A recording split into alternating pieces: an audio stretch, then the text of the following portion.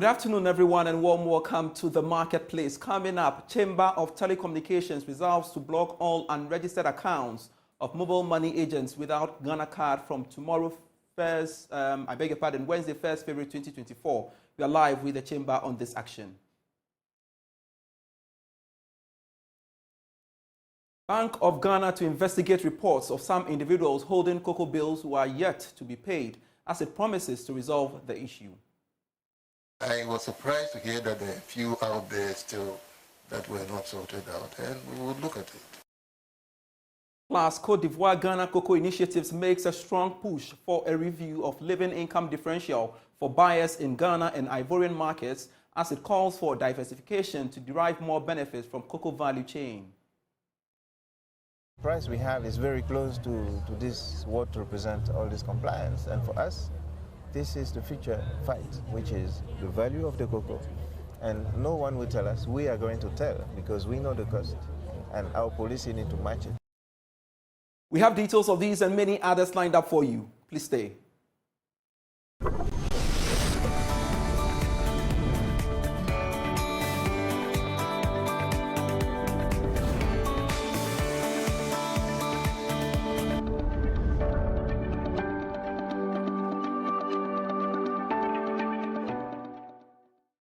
Thanks so much for your company. I am Pius Kojo Baka. Let's now look at our stories. And all mobile money agent accounts without Ghana cards or tax identification number will be blocked from Wednesday, February 1, 2024.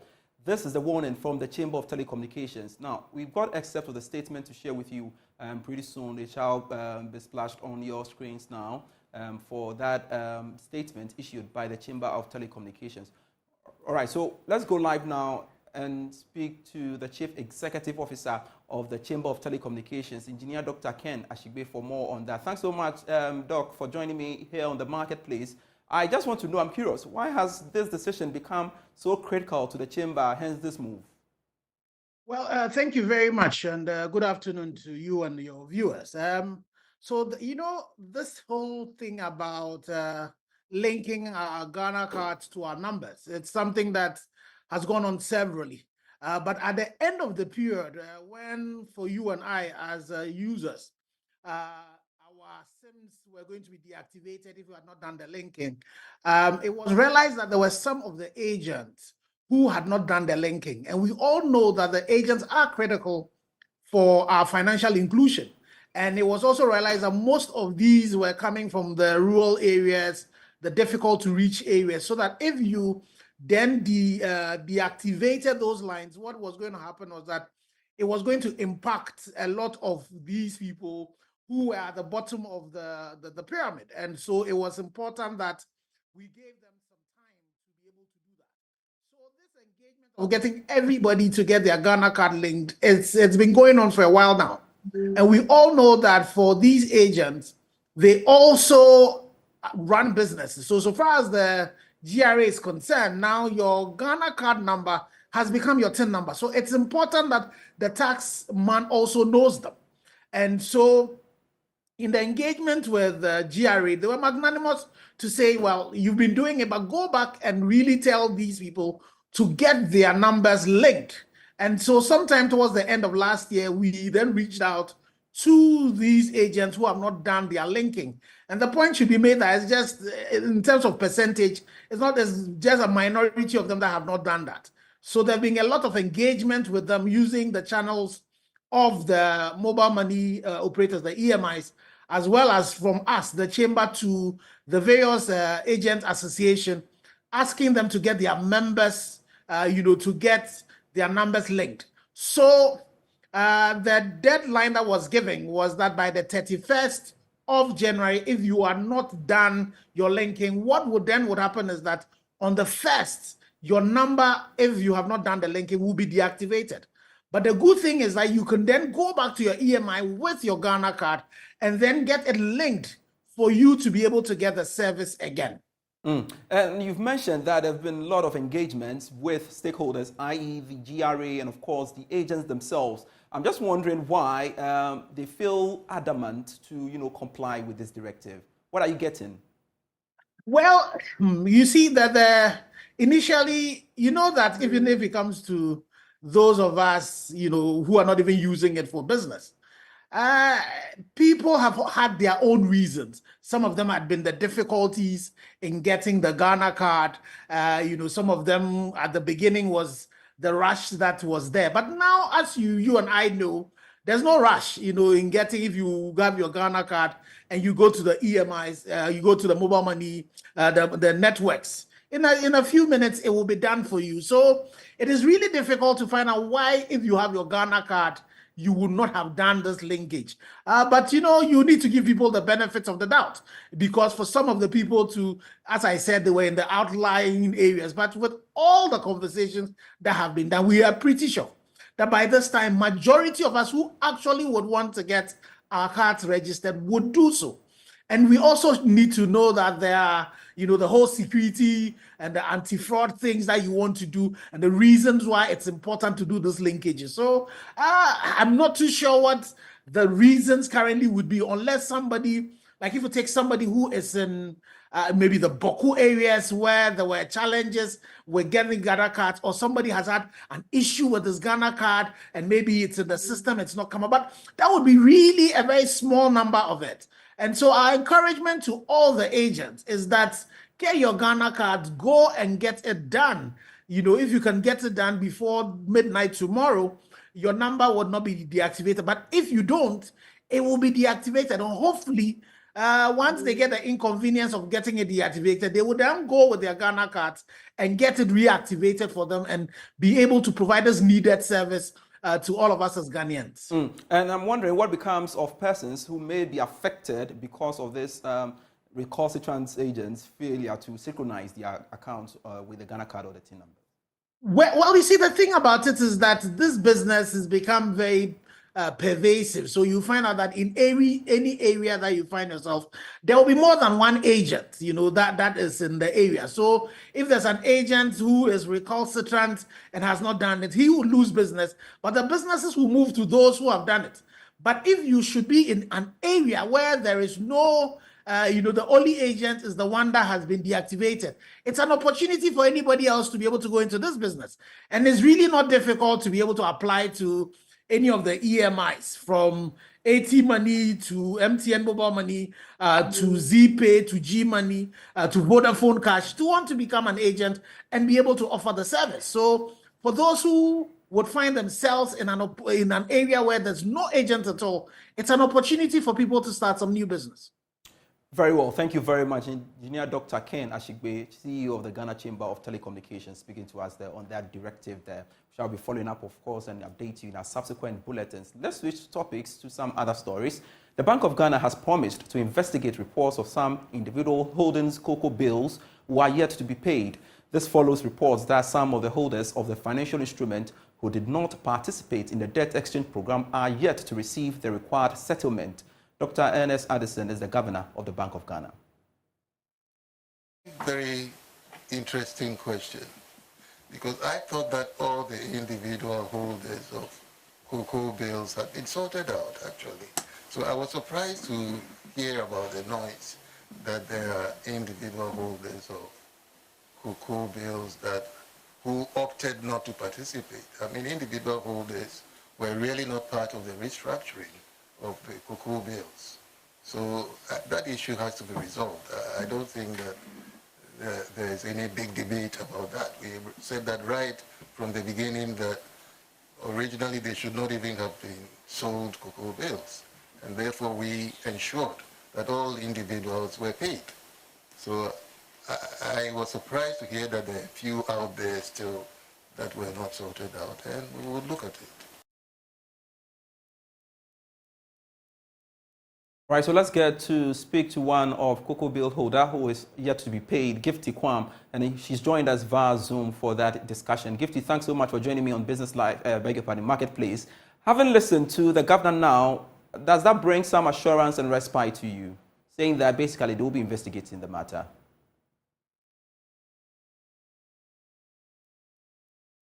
Gifty, can you hear me? I'm asking if you may or listen to the governor And having listened to him, does that bring some sort of assurance and respite to you?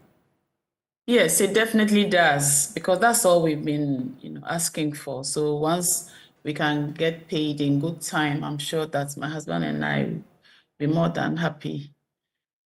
And how hopeful are you that your monies will be paid on time now that it's vowed to investigate the matter? Well, we hope, because we have been told several times that, they are looking into it, So now it turns out that there is more to it than meets the eye. So we hope that with his busy schedule, he would have time to look at it. And then whatever needs to be done must be done. But the thing is, the urgency of the times. We need to have this thing resolved immediately. The both of you, give me some sense of how it's been like without you getting your proceeds. Well, it's been tough, and that's all I can say. It's been tough. How we manage it's been tough.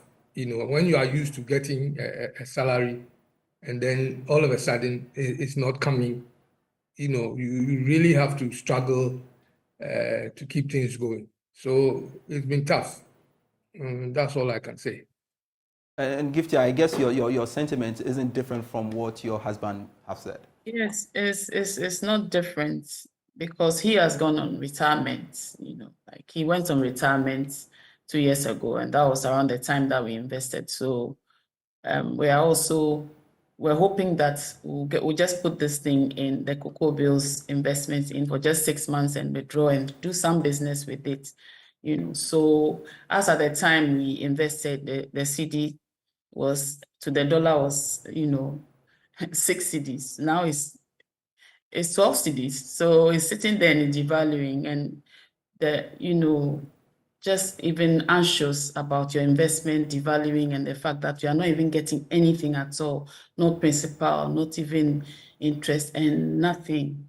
It's very worrying, but we are happy. This news comes, it makes us happy that at least something will be done so that we'll get our investment back. Mr. and Mrs. Kwawu, we are indeed grateful for your time here on the marketplace. A while longer within the central bank, the Ghana cedi gained across the major trading currencies last week on the back of improved foreign exchange supply amid easing demand pressures. Now, it's depreciated by 1.21% against the US dollar to reduce its year-to-date loss to 0.9% on the retail market. Here's a report.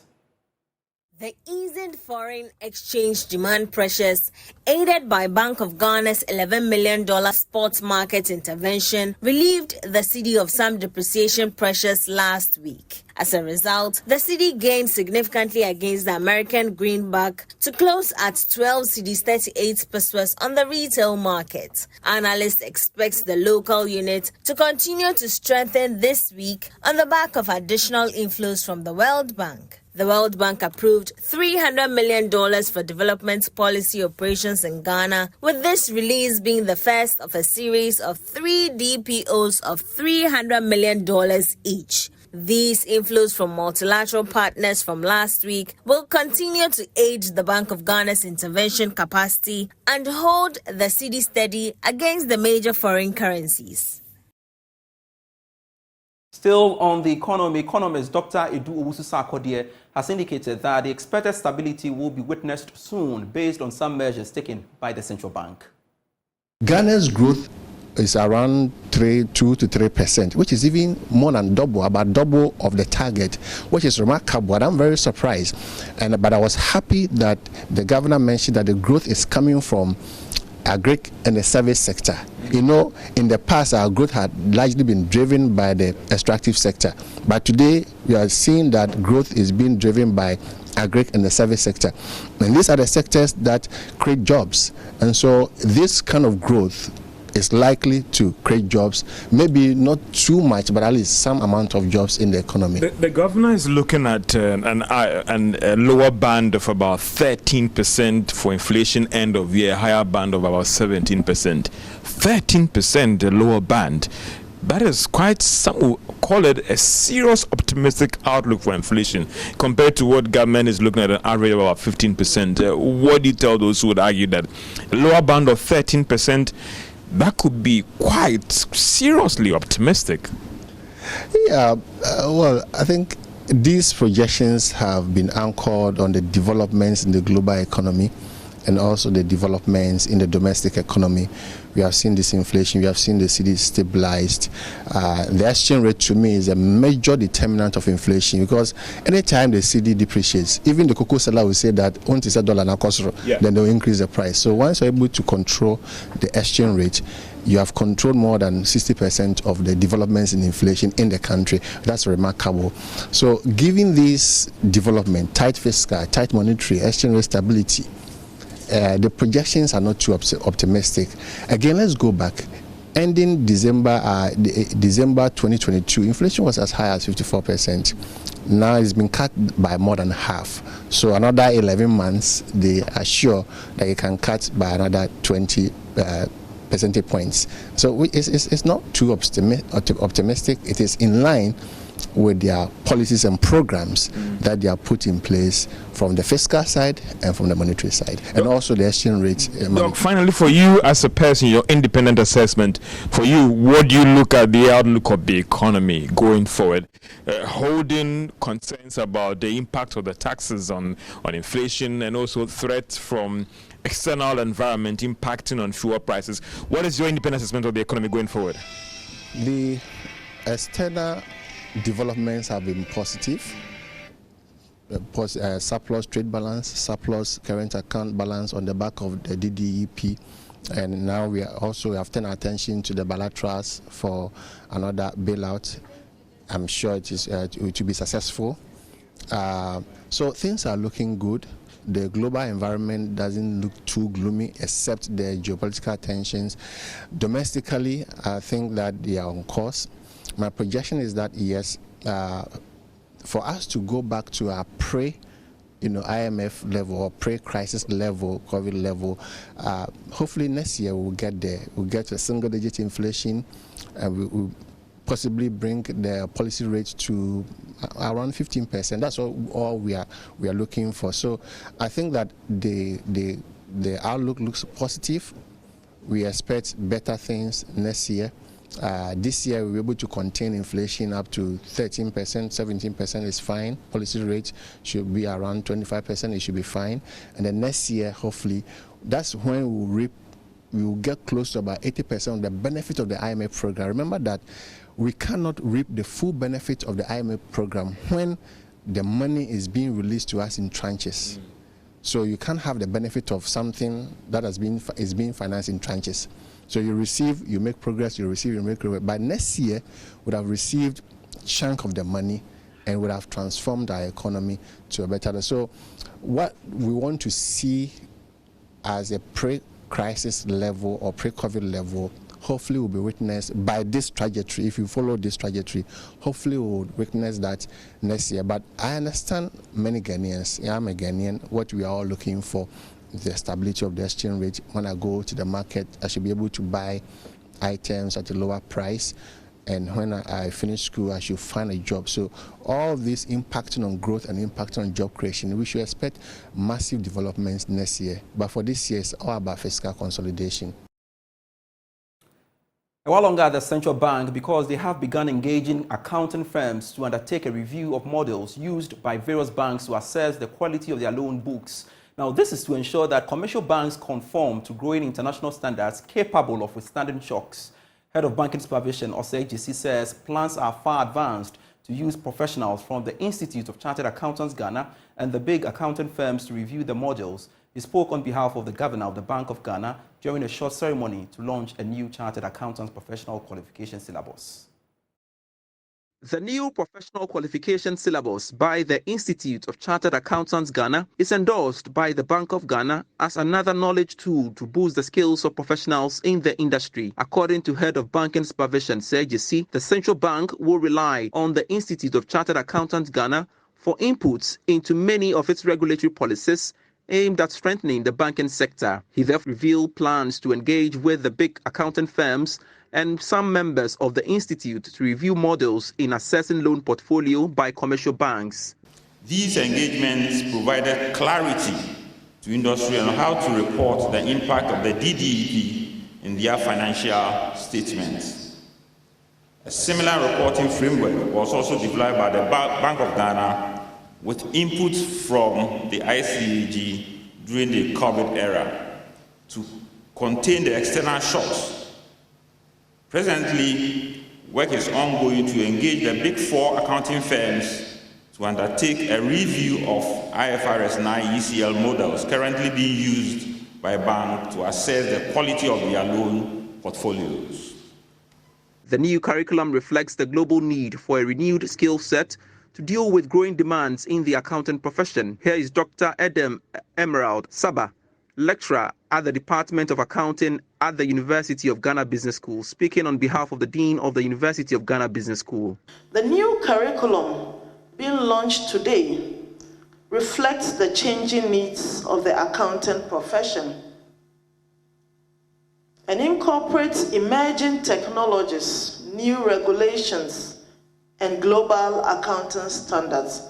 I think Jonathan and his colleague has done marvelously well. Thank you for that. This refreshed curriculum is not just a mere update, as I have listened carefully. It symbolizes a commitment to excellence, innovation, and adaptability in the dynamic world of accounting. The launch of the new curriculum complements efforts by the Institute to improve upon the ethics of the accounting profession. More on financial matters, GCB Bank believes its strategy to go digital banking has reinforced its position as one of Ghana's top-tier banks with a strong market dominance. According to its managing director, Kofi Adumako, its digital approach has not only secured its position as a top-tier bank, but has also solidified its market dominance. This, he claims, has fostered a strong customer-centric approach, keeping it ahead of the curve in an ever-evolving financial sector. He spoke at the bank's 70th anniversary gala and awards. The special guest of honor for the night, President Akufo-Addo, urged the bank to continue to partner with the government to ensure access to cheap long-term finance for businesses across the country.